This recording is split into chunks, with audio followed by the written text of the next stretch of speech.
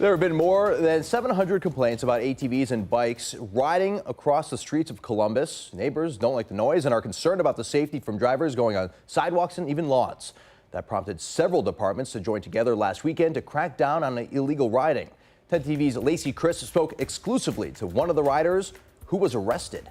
11 arrests, 11 ATVs and bikes brought here after this weekend's roundup. Well, one of those people who was arrested with a gun tells me he is a legal CCW permit holder and says he'd love to have a conversation with law enforcement.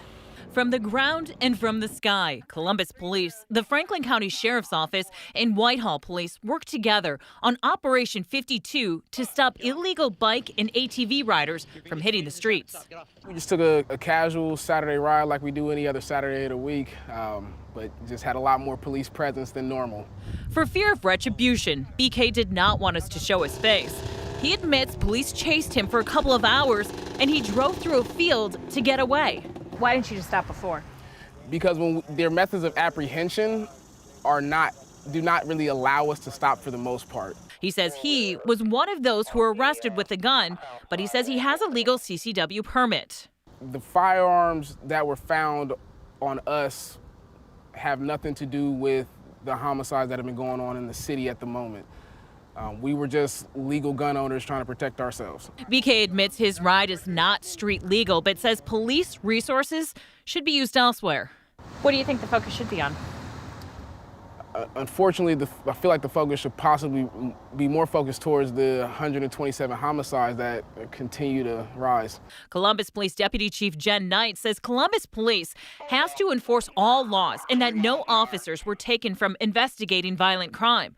Columbus Police worked with outside agencies for additional resources and argues these riders put many people's lives at risk. BK admits the crackdown may have him thinking twice about hitting the streets again. It definitely puts a lot more caution into the situation, but I definitely feel like there's a common ground that we can come to because this didn't become a thing until now. I mean, we've had these out here for years. We've been riding. And Columbus Police say this last weekend's operation wasn't it. They promise there will be more. In Columbus, Lacey Crisp, 10 TV News. City Council passed legislation on July 26 that created an offense for reckless operation of an ATV dirt bike, carrying a minimum penalty of $500 and a maximum penalty of $1,000. Despite that, though, BK only paid a $100 court fee and got time served, which was 13 hours in jail.